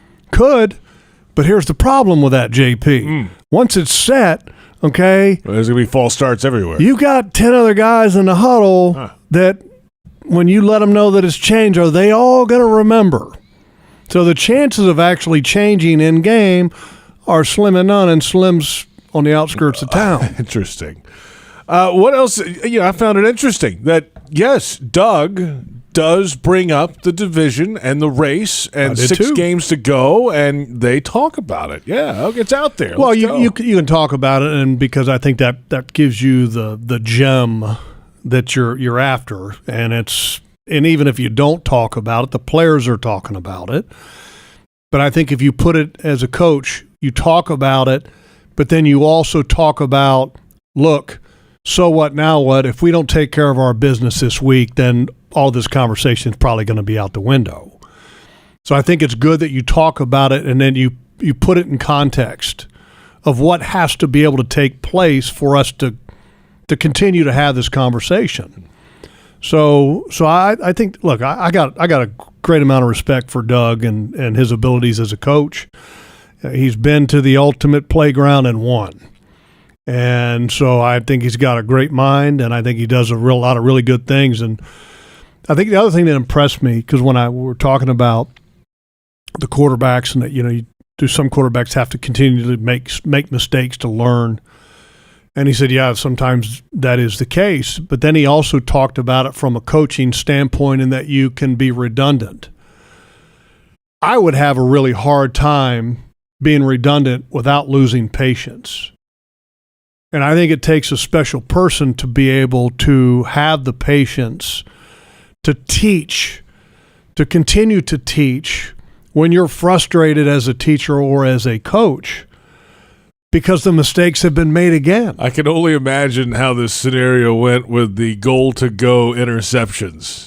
That's what you're kind of talking about, I think. That's probably one of those. I might have lost my mind. I mean, can you imagine the second one is like, really? Again? Well, JP, Trevor, we talked about this. And you know what? Hey, now it's starting to, he's throwing it away when it's not there. Hey, but it takes patience. But, I mean, that's a lot of times you're always looking for different ways to address it. And sometimes the frustration will creep in if you're a coach, because as a coach, you know what the right decision is. You've been teaching it. But sometimes you got to have, it's just like being a parent sometimes. Sometimes you got to have the patience to be able to continue to stress what the important decision is or what the right decision is, even though there's been a couple bad decisions being made. And that's not easy, JP, sometimes. We've got plenty ahead. We'll come back in a moment. A little more on the quarterback and his play over the last month. It's been fantastic in the month of November. Well, now it's December. He's got to carry it over down the stretch here. And one of the big question marks, I think, going forward right now is Travis Etienne's foot. We'll talk about that coming up, too. That is a really big question mark with this football team, because if you look at Trevor's performance up until this past game, the games prior, he has had great performances by his running back. Is he going to have that going forward? We'll find out in just a moment. It's time to deck the halls, Duval. Join us Sunday, December 18th as Trevor Lawrence leads the charge against Dak Prescott and the Dallas Cowboys. Whether you're gifting the game or treating yourself, we've got the tickets to fit every budget. Visit Jaguars.com/tickets or call 904-633-2000. This is the Doug Pederson Show on Jaguars Radio.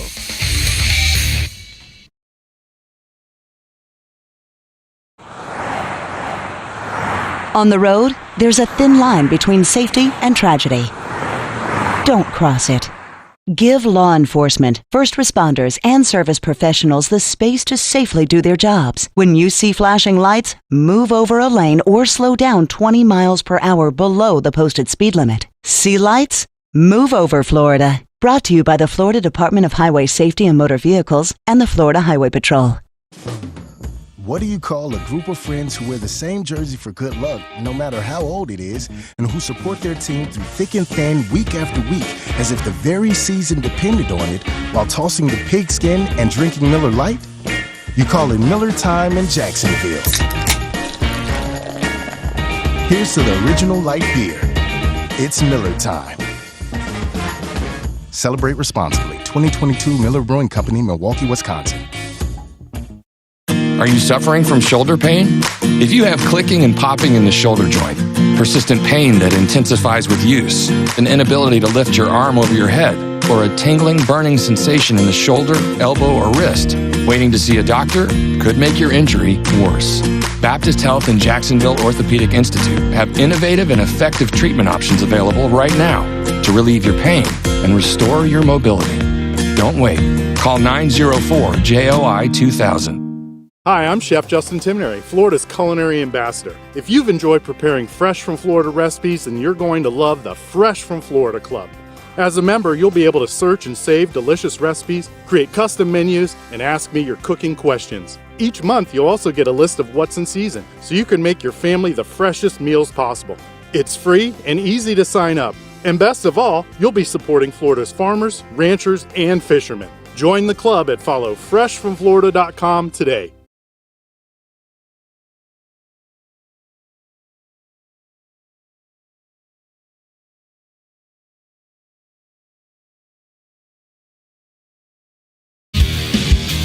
Welcome back.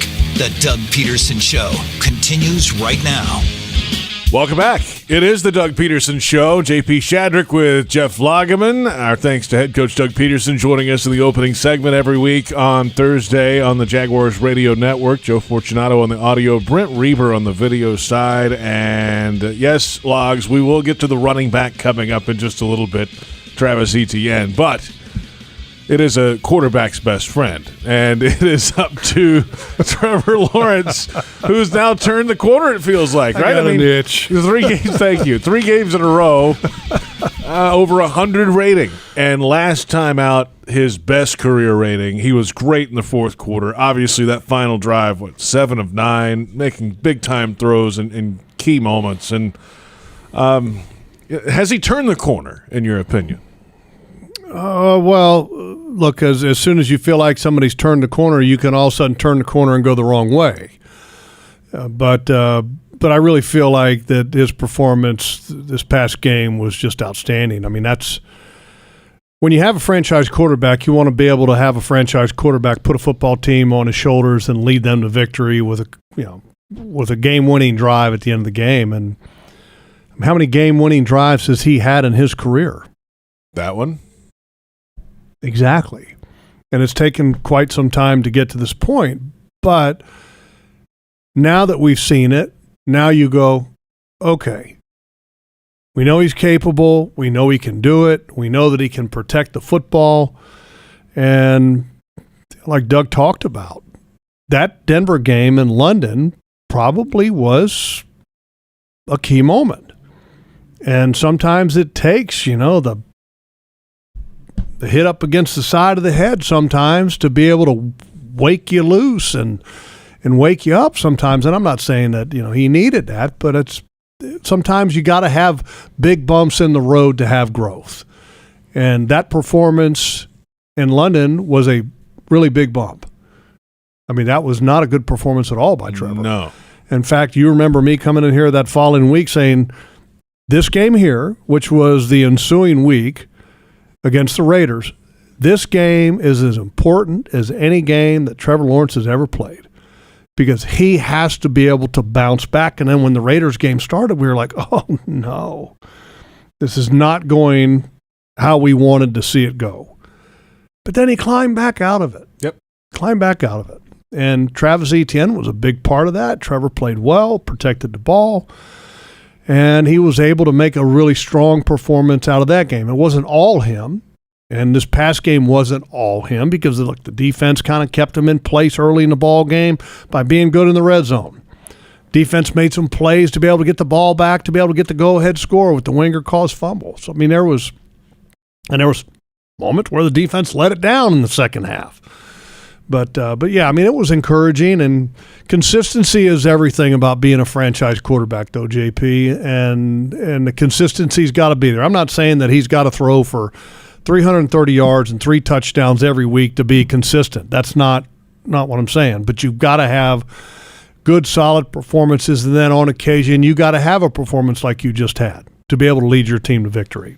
Performance like that without your starting running back on the field a lot of the day. Well, JaMychal Hasty wasn't too bad, and his brother Jamal wasn't bad either. Well, they've stood in and both played well. But the starter, I'm talking about Jamal Agnew, Travis Etienne Jr. Okay, I'm talking. What I mean by that is that when you have somebody that gets hurt, like Etienne did in that game, okay, others need to step up. The performances of Jamal Agnew and JaMychal Hasty in that game, and then the outstanding performance by Zay Jones allowed that offense to just keep rolling. And it was impressive. It was impressive. And a lot of the quick passing game ended up being kind of the replacement running game because Baltimore's tough up front now. Yes, they are. I mean, they're tough. I mean, give them credit now. That Baltimore defense came to play. Calais played really well. Of course, 15th year, yeah. It was had a conversation with him. I didn't get down there to see him, unfortunately. And I said, this, just catching up a little bit. And then I was like, I said, look, man, you're still playing well.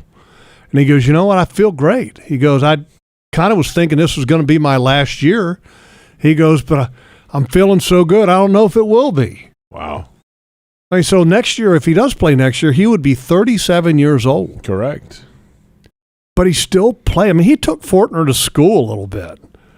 Hey, Luke Fortner had a hard time with Calais, which, look, everybody has a hard time with Calais. 6 foot whatever, 6'8", and 300 pounds. Nothing to be ashamed of. No. But he's a good football player, and it was great to see him. I thought it was pretty cool, too. They put him up on the board, and he was waving to the fans in the stadium. That was a pretty cool moment. Let's come back. Jaguars defense had some changes last week. How much of that carries over to whatever the opponent is week to week? We'll find out. It's the Doug Pederson Show on the Jaguars Radio Network.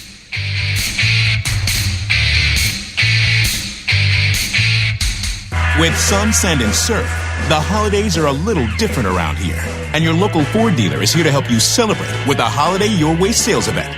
Now's the time for great deals on Ford trucks or SUVs, arriving just in time for the holidays. Power up your holiday light show in a Ford F-150 truck with available Pro Power onboard. Or gather the whole family in a Ford Explorer SUV with seating for 7. Don't miss the Holiday Your Way sales event going on now at your local Ford dealer. Not all models, trims, or features may be available or may be subject to change. At 5-Star Credit Union, you inspire them to go the extra mile to meet your financial needs. That's why they offer Jaguars fans more banking options like better rates and no hidden fees. Their team is also dedicated to making the communities they serve stronger, volunteering their time and talents while donating millions to local nonprofits. 5-Star Credit Union, 5starcu.org. Go Jags!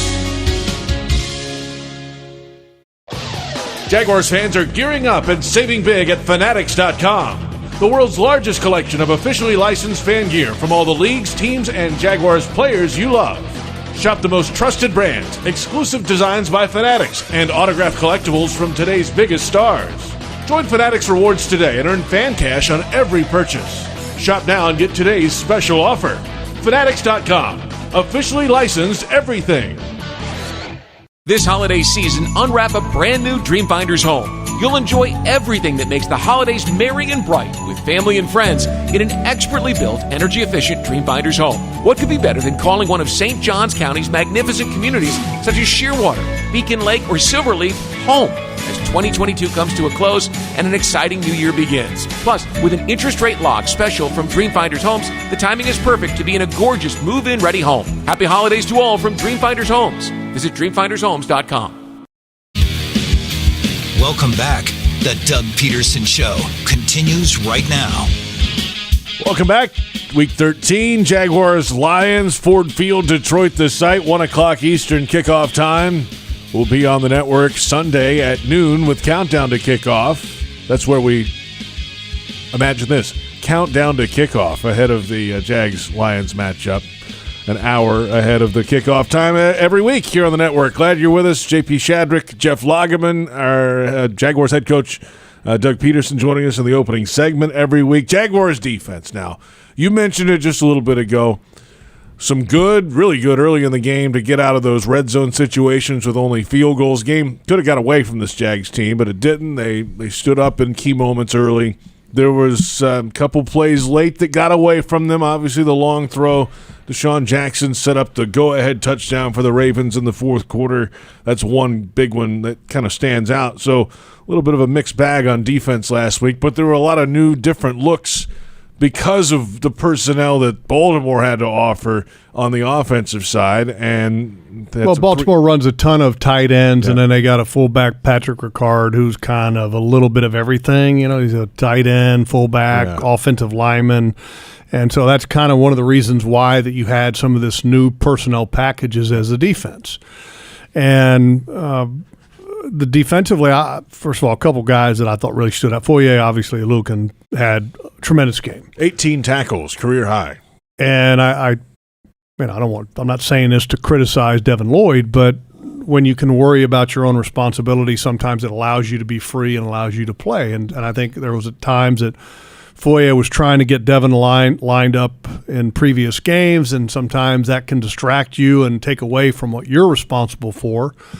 And as a middle linebacker, sometimes you have to be able to do some of that, but you just don't want to have to do more than usually is what is required. So credit to him. I thought he played really well. He made some fantastic plays. I think Wingard possibly earned a role going forward in some capacity because of their issues at corner and also because of his performance. I think that's kind of twofold. I thought Josh Allen had a real nice game because I thought the previous 3 or 4 weeks he was not playing very well. This past game I thought he played well. I mean, really well, and was disrupting the pocket. Had Lamar Jackson on the run a couple different times, was active against the run. That was impressive. I thought that Trayvon Walker had maybe his worst game yet. How? Why? Just not. I mean, he had the hold call, which was good. That definitely helped. But I mean, other than that, his impact, he didn't feel much impact from him. The pass rush stuff still a little bit indecisive, that's got to get cleaned up. And then usually if he's not much of a factor as a pass rusher, he impacts the game in a real positive way in run defense because he is strong, he closes fast, he can wreck a lot of plays and didn't have a lot of that this game. And I think it's a challenging game to face the Ravens, and I'm not trying to make an excuse for him. I'm just trying to maybe explain what happens. When you face the Ravens, you have read options, you have run-pass options, you have Lamar Jackson. And that can make people very non-committal or indecisive because you're hesitant because you don't want him to all of a sudden split the defense. Or is it a run? Or is it a pass? Is he going to keep it? Is he going to hand off? Is he going to split the pass rush and run downhill? Do I need to make sure I center rush a guy to be able to come off either way? I mean, there's so much to be aware of, and that's what makes Lamar Jackson so dynamic and challenging to face sometimes. And then also because of the style of offense that they play with the multiple tight ends and things of that nature, and the tight ends that can catch the ball.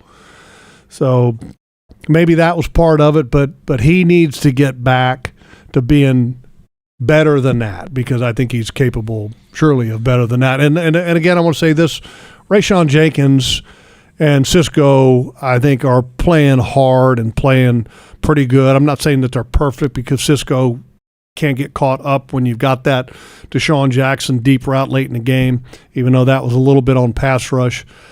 But I thought Cisco has definitely improved his game because he's been more physical. Mike Caldwell weeks ago challenged him to play faster, and he is.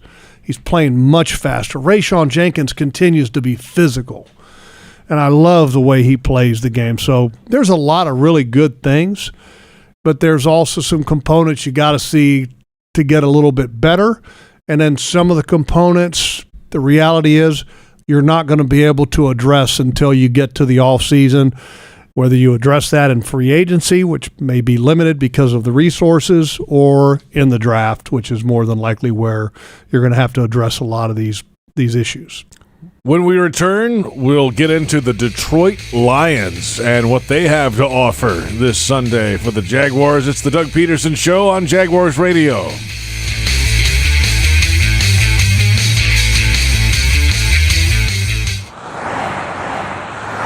On the road, there's a thin line between safety and tragedy. Don't cross it. Give law enforcement, first responders, and service professionals the space to safely do their jobs. When you see flashing lights, move over a lane or slow down 20 miles per hour below the posted speed limit. See lights? Move over, Florida. Brought to you by the Florida Department of Highway Safety and Motor Vehicles and the Florida Highway Patrol. Your hometown gate now has more ways to save. Introducing My Gate Rewards, a new loyalty program with member-exclusive savings and fuel discounts. Earn points on in-store purchases, take advantage of special offers, and save on products you love. Score free coffee, fountain drinks, pizza, and soft serve with Gates Frequent Shopper Clubs. Then use your points on savings at the pump. Download the My Gate Rewards app in the App Store today or ask a store associate for more information. Go from good to Gate. If the last couple years have taught us anything, it's to show the ones we love how much we care. That's why Pet Paradise calls you by name from the moment you arrive. Why our pack leaders know each and every friend you like to play with out on the turf. And that you like some snuggles before you fall asleep. The more we see and get to know you, the more you'll see how much you mean to us. Pet Paradise. It's a new day in pet care. At Tropical Smoothie Cafe, one taste and you're feeling good now, smiling wider now, seeing brighter now, bucket dunking now, namasteing now, popping a wheelie now, living lighter now. You're on Tropic Time now. And on Mondays, try our Jaguars Duval Delight Smoothies for $2.99. And you're roaring louder now, end zone dancing now, sipping spirit now. You're on Tropic Time now at Tropical Smoothie Cafe.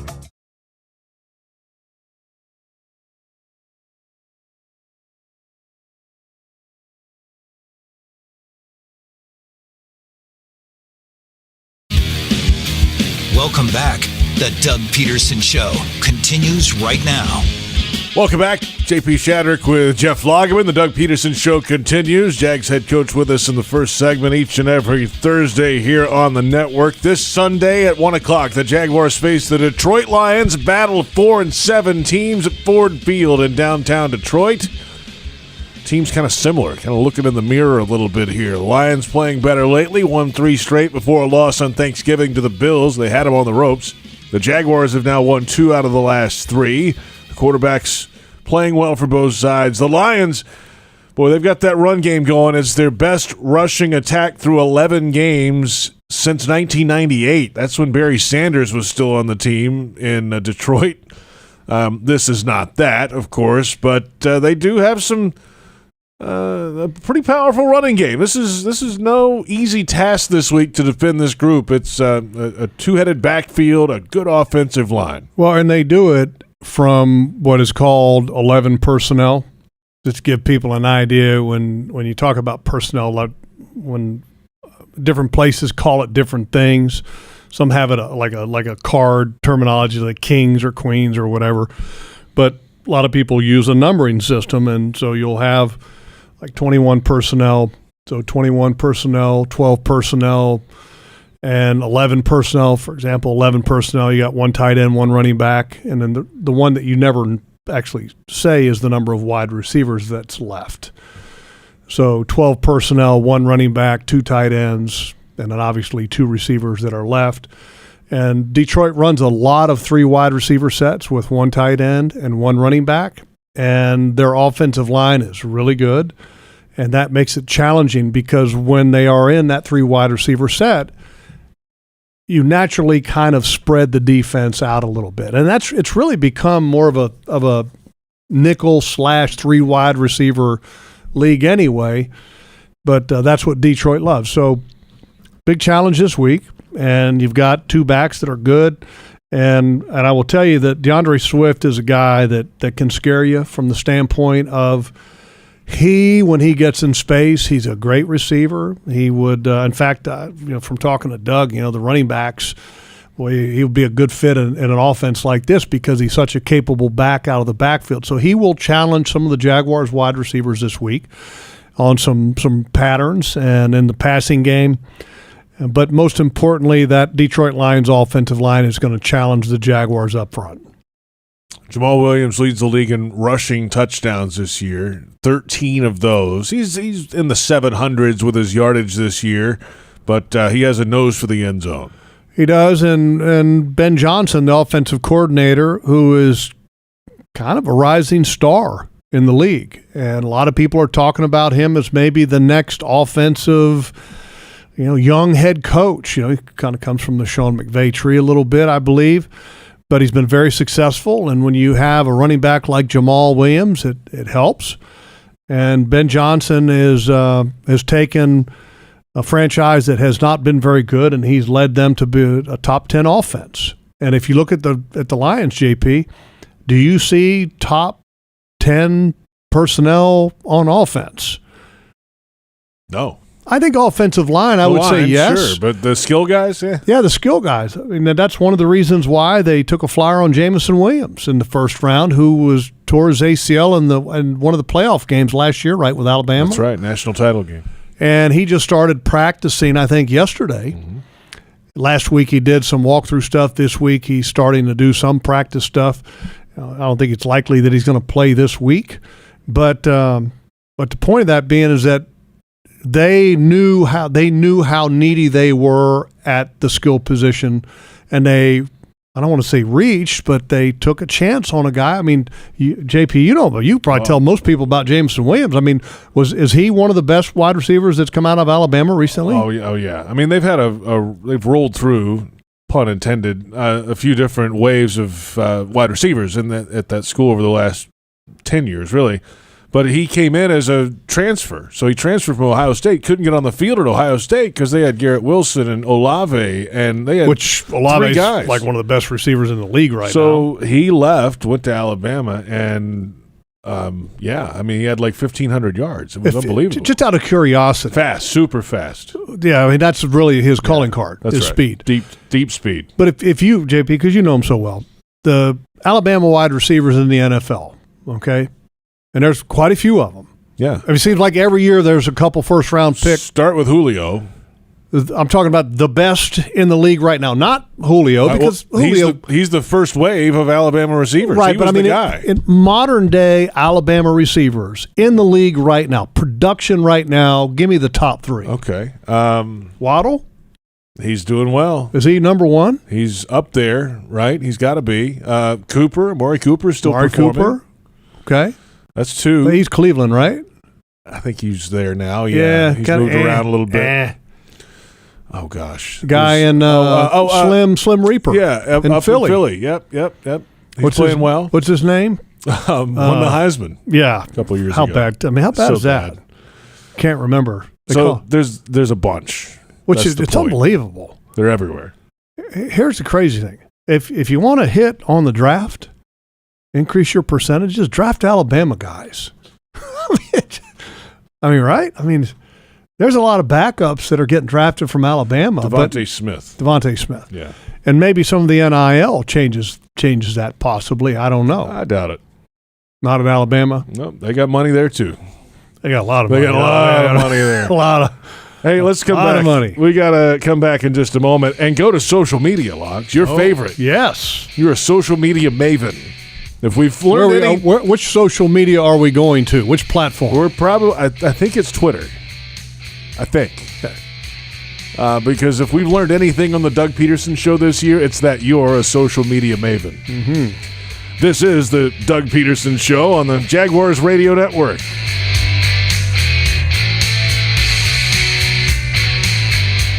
Jaguars fans, here's a great way to pay with pride wherever you go. Exclusively from TIAA Bank, the Jacksonville Jaguars Visa debit card comes with a fierce look and fantastic features, along with the convenience to make purchases online or at millions of locations worldwide. And it's yours, free, when you open a Yield Pledge checking account. Order yours today. Visit TIAABank.com/JagsCard. TIAA Bank is a division of TIAA, FSB, member FDIC, and the official bank of the Jacksonville Jaguars. Jaguars fans are gearing up and saving big at Fanatics.com, the world's largest collection of officially licensed fan gear from all the leagues, teams, and Jaguars players you love. Shop the most trusted brands, exclusive designs by Fanatics, and autographed collectibles from today's biggest stars. Join Fanatics Rewards today and earn fan cash on every purchase. Shop now and get today's special offer. Fanatics.com, officially licensed everything. It's football season, and time to take your game to the next level with a Ford F-150 truck. Light up your tailgate with an available Pro Power onboard generator. And with an available 3.5-liter EcoBoost engine, you can tow just about anything you need to rule the stadium lot. Ford F-150, part of the F-Series lineup that have been the best-selling pickups for 45 straight years. Get to your local Ford store today. Proud sponsor of your Jacksonville Jaguars. You're beyond busy. Between work and the kids, the dogs and the cat, let us help. With Publix Delivery powered by Instacart, you'll get the items you need from the store you know. Just shop online, select the time you'd like your order delivered, and grocery shopping is done, giving you more time to take care of everything else. Publix Delivery, powered by Instacart. Visit Publix.com/delivery to shop now. That's Publix.com/delivery. Item prices vary from in-store prices. Service fees may apply. Available in select zip codes. Publix, where shopping is a pleasure. Are you suffering from shoulder pain? If you have clicking and popping in the shoulder joint, persistent pain that intensifies with use, an inability to lift your arm over your head, or a tingling, burning sensation in the shoulder, elbow, or wrist, waiting to see a doctor could make your injury worse. Baptist Health and Jacksonville Orthopedic Institute have innovative and effective treatment options available right now to relieve your pain and restore your mobility. Don't wait. Call 904-JOI-2000. Everyone circle up. I know it looks rough out there. Sure, we're down 24-6, but we came here to play differently. We need a game changer. Something like Ring Central, the business phone system that's more than a phone. I want you to communicate like you can talk to anyone, anywhere, all from the same app. Now get out there and play like you're using Ring Central. Ring Central. Simpler communications. Welcome back. The Doug Pederson Show continues right now. Welcome back to the Doug Pederson Show, presented by the Florida Department of Highway Safety and Motor Vehicles. JP Shadrick with Jeff Lageman. And, Jeff, it's your favorite moment of every show, I think. You know what it is? Social media time. Yes, it is time to go to the Microsoft Surface and go to social media. What are they asking you on Twitter today? This is at JagsFan5858. Agnew brings good speed to the offense when in the game. Do you expect to have him play more, especially him returning to face his old team, the Lions? Well, by the way, he's not the only former Lion going back. Marvin Jones Jr. also played there. Correct. Well, Agnew was drafted by Detroit, whereas Marvin Jones Jr. was not. Correct. Does his role increase just because he's facing his old team? Well, no. That doesn't. You don't play guys more just because they're facing their old team. I think Jamal Agnew has a very defined role, and it's not a primary role, because the reality is, okay, if Jamal Agnew is going to get more reps, who's going to get reps taken away from them? Are you going to take it away from Christian Kirk? I don't think so. No. Are we going to take it away from Zay Jones? No. No. We're going to take it away from Marvin Jones Jr.? Depends on what you want. Maybe. Right? I mean, do you need a little more giddy up? Maybe, right? I mean, that's a maybe. Or do you need a possession, let's catch this ball on fourth down guy? I think the unique thing about Jamal Agnew is that he also is kind of a quasi-running back. So you can put him on the field.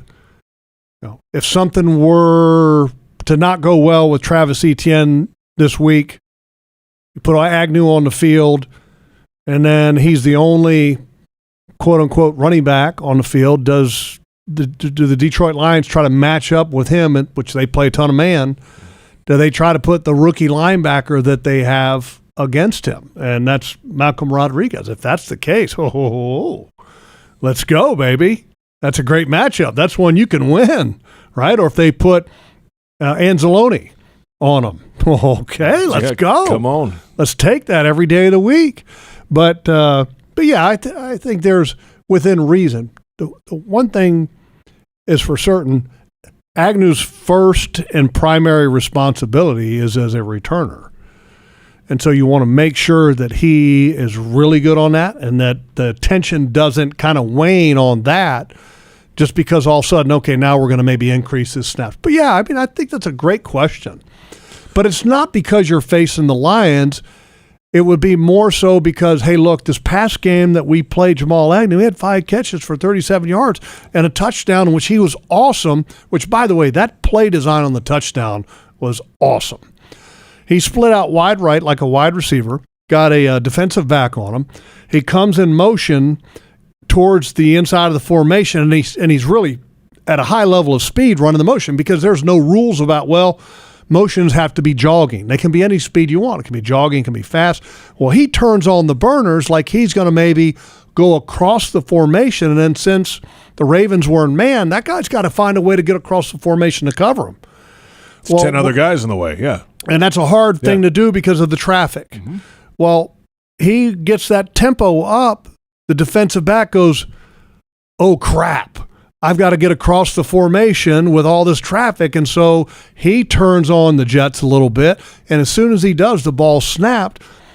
And Jamal Agnew puts on the brakes, turns and goes right back where he came from, but across the line of scrimmage and a little quick speed out. Trevor hits him perfectly, and the defensive back couldn't recover. I mean, great play design by Doug Pederson in this past game, and Press Taylor and Mike McCoy. It's fun. I will tell you, I've been doing this for quite some time. It's fun watching this offense and some of the play designs that they come up with. It's just they know where to attack and how to attack, and it's fun to watch. And when you have a weapon like Agnew, you can stick in there in a certain situation and maybe have an advantage. That's what this offense is all about. And not just him, the other receivers too. As they found something with Zay Jones against the Ravens last week and exploited it.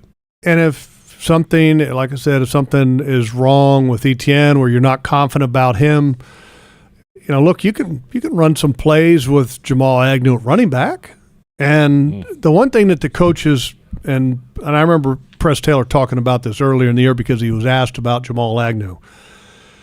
And Press Taylor just literally started just gushing about how smart, how he can be asked to do so many different roles, and it's never an issue. Got great high football IQ, great football awareness, productivity in multiple positions, and it's the more guys that you have like that, the better off you're going to be. When we return, our final thoughts ahead of Week 13, the Jacksonville Jaguars and the Detroit Lions, a battle of 4 and 7 teams coming up. It's the Doug Pederson Show on Jaguars Radio.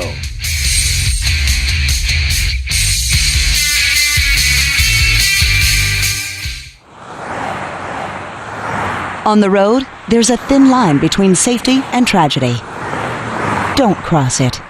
Give law enforcement, first responders, and service professionals the space to safely do their jobs. When you see flashing lights, move over a lane or slow down 20 miles per hour below the posted speed limit. See lights? Move over, Florida. Brought to you by the Florida Department of Highway Safety and Motor Vehicles and the Florida Highway Patrol.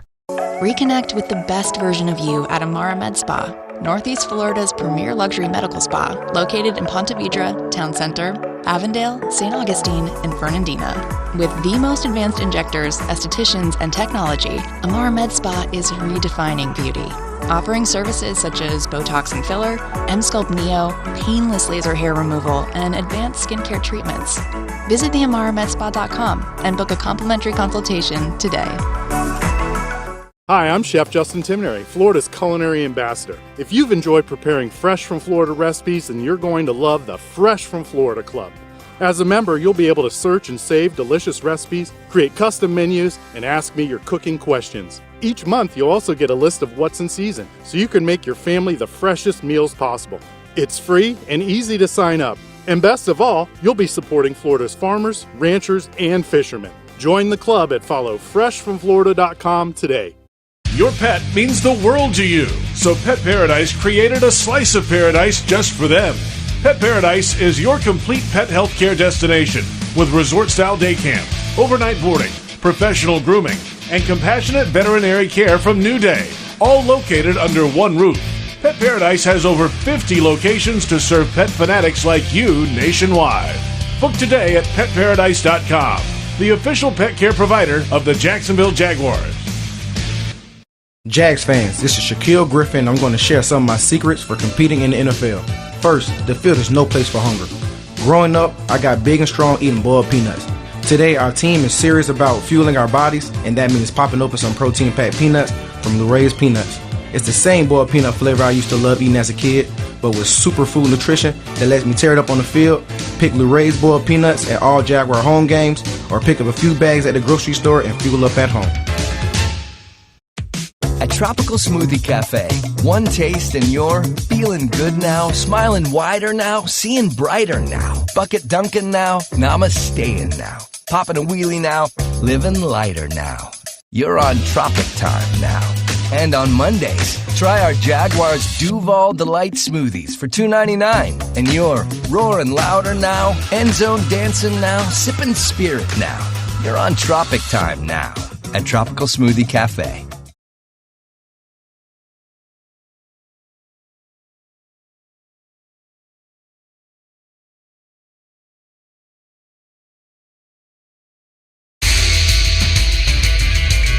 We're back, baby. It's the Doug Pederson Show, presented by the Florida Department of Highway Safety and Motor Vehicles. JP Shadrick with Jeff Lageman. Week 13, the Jaguars and the Lions, a battle of 4 and 7 teams. And, hey, some former Lions on the Jaguars, of course, a former Jaguar on the Lions, and DJ Chark, and, of course, Mark Brunell's the quarterback coach there. Todd Wash is on the coaching staff there. Former Jaguars defensive coordinator. Correct. And then, of course, we mentioned Jamal Agnew, former Lion draft pick, as a defensive player, and then transitioned over. But Marvin Jones Jr. was a free agent addition for the Lions a few years ago, but now he's going back. Make a quick comment about him, because we were talking about who do you take reps away from if Jamal Agnew were to get more reps, and it was based on one of the social media questions that we got.